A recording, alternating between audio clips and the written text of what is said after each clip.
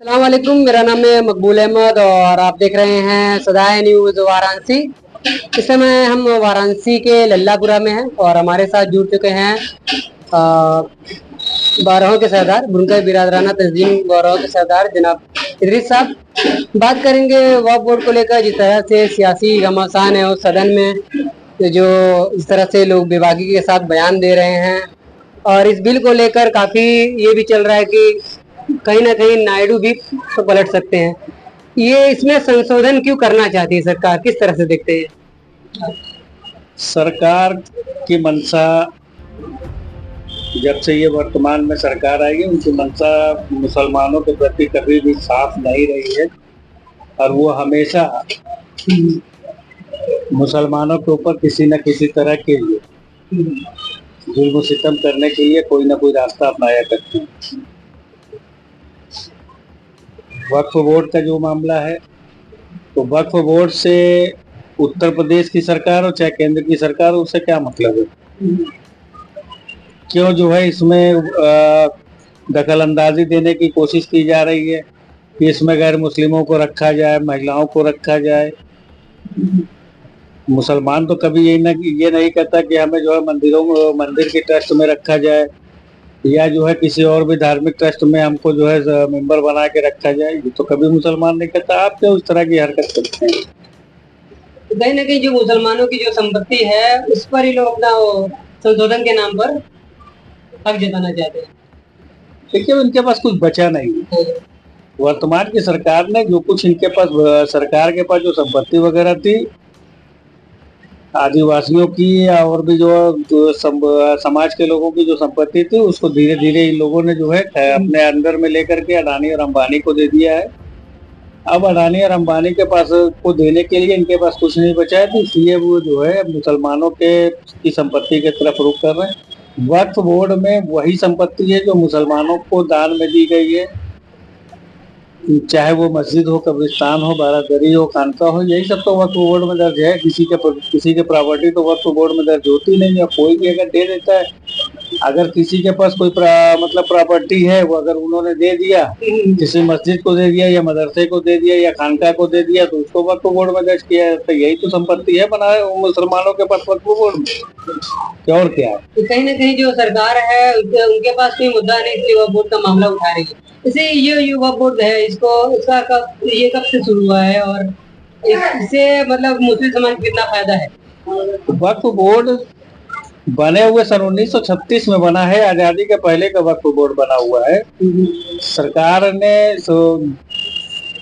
वो अंग्रेजों के हुकूमत में जब ये जो मुसलमानों की संपत्ति पे अपना हक जताने की कोशिश कर रहे, तो उस समय जो है वक्फ बोर्ड का इनकार किया गया था। और तब से 1936 से वक्फ बोर्ड जो लगातार अपनी संपत्ति पे शाही जमाने में भी जो भी संपत्तियां हुई, मस्जिद व मदरसा जो खानका वगैरह जो रही है, 1936 में जब वक्फ बोर्ड का गठन हुआ, तभी से जो है ये सब तमाम संपत्तियां जो मुसलमानों की रही है वो वक्फ बोर्ड में दर्ज हो चुकी है और आज भी वक्फ बोर्ड उसकी देखभाल करती है। हाँ, ये अलग बात है कि वक्फ बोर्ड के अंदर कुछ ऐसे भी अनासिर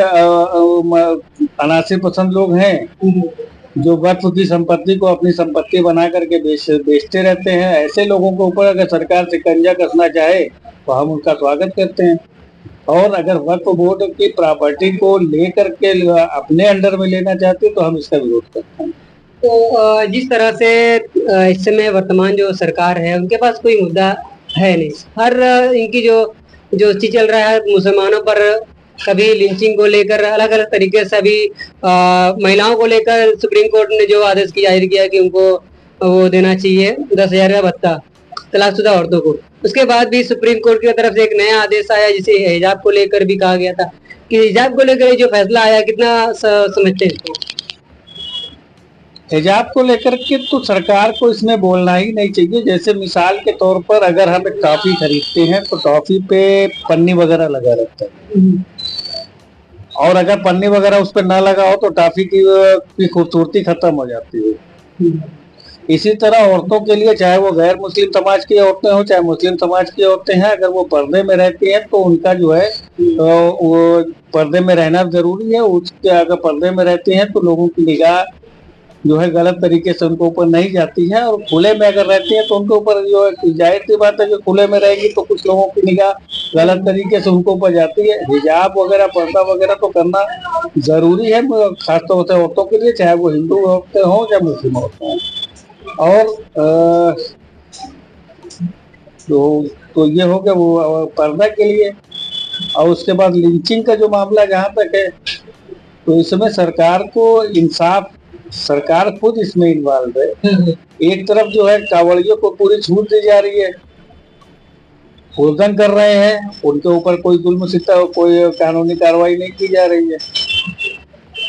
वर्तमान के जो है वो मुख्यमंत्री हैं, लखनऊ में जो बारिश के मौसम में एक बाइक पे एक औरत एक मर्द जो है निकले थे, 20-25 की तादाद में कुछ लड़के हुड़दंग कर रहे थे, उसमें मुस्लिम भी थे, यादव भी थे, और तमाम बिरादरी के लोग थे। सदन के अंदर माननीय मुख्यमंत्री जी ने कहा कि एक मुस्लिम और एक यादव का नाम लिया, बाकी जो लोग थे वो कौन थे? हुड़दंग करने वाले तो 14-15 की तादाद में पकड़े गए, उन लोगों का भी नाम बताना चाहिए, प्रेस कॉन्फ्रेंस करके बताना चाहिए। इससे क्या साबित करना चाहते हैं वर्तमान सरकार? वर्तमान सरकार इसमें साबित किया, हमारी समझ से तो ये है कि वर्तमान सरकार जो है यादव और मुसलमान को टारगेट बना करके जो है काम करती है। चाहे वो कहीं भी किसी भी तरह का मामला देख ले, चाहे वो अयोध्या में जो घटना हुई है, घटना करने वाला चाहे वो मोइन खान हो चाहे राजू खान हो, घटना अगर उसने किया है, लड़की ने FIR किया है, गिरफ्तारी हुई है, हम इसका स्वागत करते हैं। लेकिन किसी के घरों पर बुलडोजर चलाना, खास तौर से मुस्लिम समाज के घरों में बुलडोजर चलाना, ये तो सरकार, चाहे केंद्र की सरकार हो चाहे प्रदेश की सरकार हो, चाहे वो किसी भी प्रदेश की सरकार हो, अगर वो बुलडोजर चलाती है तो ये सरासर गलत है। और बुलडोजर चलाने के बाद ये दिखाया जाता है कि वो अवैध रूप से कब्जा 40 साल 50 साल से जो कब्जा करके रह रहा, 10 साल पहले भी तो आपकी सरकार थी। तो देश के अंदर किन मुद्दों पर बातें होनी चाहिए? जैसे आप देख रहे हैं, आपके बगल में है बांग्लादेश, बनारस के अंदर एक चीज बन रही है, एक अलग अलग संगठन निकल रहा है कि बांग्लादेश के हिंदुओं पर, वो क्या बोलते हैं, हिंदुओं पर हमला हो रहा है। इसको लेकर बनारस में भी ऐसी चीजें चल रही हैं। शेख हसीना जी, वो भी छात्रों को आरक्षण और तमाम चीजें नहीं दे सकी। देखिए, बांग्लादेश का जहाँ तक मामला है, तो बांग्लादेश के अंदर हिटलर शाही जो है शेख हसीना चला रही थी। वहाँ के अवाम, चाहे वो हिंदू हो मुस्लिम हो, कोई भी किसी भी धर्म जात के लोग हों, वो उनके हिटलर शाही को बर्दाश्त नहीं किया और एक आंदोलन की रूपरेखा, उग्र आंदोलन हुआ और शेख हसीना को इस्तीफा दे करके बांग्लादेश छोड़ना पड़ा। और जहाँ तक ये इंडिया की मीडिया जो दिखा रही है कि बांग्लादेश के अंदर हिंदुओं के ऊपर जुल्म किया जा रहा है, मंदिरों को तोड़ा जा रहा है, इस तरह की जो न्यूज है, वो फेक न्यूज जो लोग ये चला रहे हैं, ये सरासर गलत है। वहाँ बांग्लादेश के अंदर जो है मुस्लिम समाज के लोग मंदिरों की और बांग्लादेश में रहने वाले अल्पसंख्यक समुदाय के लोगों की रात दिन हिफाजत कर रहे हैं। कुछ आगजनी वाली फोटो इंडिया की मीडिया के लोगों ने दिखाया, वो निकल करके सामने आया कि कुछ साल पहले एक होटल में आग लगी थी। उस होटल को इन लोगों ने बांग्लादेश की मंदिर को दिखा करके ये जो फेक न्यूज चलाई जा रही है, इस तरह से जो है इंडिया के जो गोदी मीडिया है, वो इस तरह की फेक न्यूज चला करके हिंदुस्तान के अंदर हिंदू और मुस्लिम का जो है बंटवारा करने की कोशिश कर रही है। लेकिन यहाँ पे हिंदुस्तान के रहने वाले हिंदू और मुस्लिम दोनों समाज के लोग समझदार हैं, पहले के जैसे अब वो बात नहीं रह गई है कि सरकार के चढ़ावे पर आ जाए। दोनों वर्ग के लोग समझते हैं, समझ करके जो है उनके जो है दिखाए हुए न्यूज को फेक न्यूज साबित करने की कोशिश कर रहे हैं। ऐसे में इन बातों पर सियासी घमासान शुरू हो चुका है। इसमें एक कांग्रेस दल के नेता ने इस तरह से सदन में, और कई नेता इसी बात कर रहे हैं कि जो जैसा बांग्लादेश में हुआ कि वहां की शेख हसीना जो भाग गई, ऐसा इंडिया में भी हो सकता है। कितना सही मानते इसको? देखिए, जहाँ तक हिटलर शाही की बात है, तो बांग्लादेश के पहले श्रीलंका में भी जो वहाँ की हुकूमत इस्लाही कर रही थी, वहाँ की जनता भी उग्र हुई और वहाँ के जो है राष्ट्रपति और प्रधानमंत्री को जो है अपना देश छोड़ करके भागना पड़ा। वही हाल जो है पाकिस्तान बांग्लादेश का हुआ, वही हाल अफगानिस्तान का। इंडिया के रहने वाले लोग वो सब छोटे छोटे लोग थे, जहाँ करोड़ 2 करोड़ 4 करोड़ की आबादी है, वहाँ इस तरह की हरकतें हो चुकी है। इंडिया 100 करोड़ 150 करोड़ की आबादी है, यहाँ इतनी आसानी से नहीं होगा। और यहाँ के लोग समझदार हैं, लेकिन जो हिटलर शाही जो चला रही है सरकार, उस पर अंकुश लगाए और जाति धर्म के नाम पर जो अत्याचार किया जा रहा है, इस पे भी सरकार अंकुश लगाए।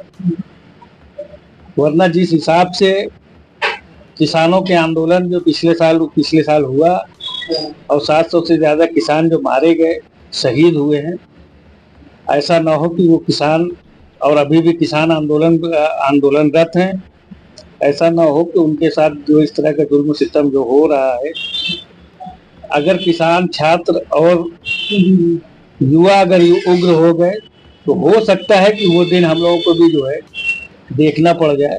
वैसे उम्मीद नहीं है कि हिंदुस्तान में इस तरह की हरकत होगी। इंडिया में भी तो कहीं ना कहीं पेपर लीक हो रहा है, सदन लीक हो रहा है। ये तो वर्तमान की सरकार की नाकामी है। और एक हिसाब से जो है पेपर लीक हो या और भी जो सदन लीक हो जा रहा है, सदन लीक हो रही है, जो भी लीक हो रही है, उसमें जो है सीधे सीधे वर्तमान की सरकार लिप्त है। उस पैसे के उसमें जो है पेपर लीक करके पैसे कमाने के जरिया बना। ठीक है, कहीं ना कहीं बहुत अच्छा लगा बात करके। हमारे साथ सरदार साहब जुड़ चुके थे। और देश में जिस तरह से जाति धर्म के आधार पे पूरी सियासत चल रही है, इसमें एक ही नाम से सियासत चल रही है, वो है मुसलमान को कहीं फायदा पहुंचाने के लिए मुसलमान कहीं महिलाओं का पोलराइजेशन किया जा रहा है कि उनको बांटा जा रहा है। उनको एससी से जिस तरह से 10,000 तक तलाकशुदा महिलाओं को जो देना है, मर्दों को देना होगा 10,000, ये आदेश आया। उसके बाद हिजाब पर जो आदेश आ चुका है कोर्ट की तरफ से, और तमाम जो चल रहे हैं और बांग्लादेश और तमाम मुद्दों पर जो बातें हुई हैं, कहीं ना कहीं जो देश की जो राजनीति है, अगर से वर्तमान सरकार किसान और युवाओं को अधिकार नहीं दे रही है, युवाओं का साथ नहीं दे रही, किसानों के अधिकार की बात नहीं कर रही है, तो कहीं ना कहीं बांग्लादेश बनने में इंडिया को देर नहीं लगेगी। मिलते हैं अगली अपडेट में। चैनल पर नए हैं, चैनल को लाइक करें, सब्सक्राइब करें और दोस्तों में शेयर करें।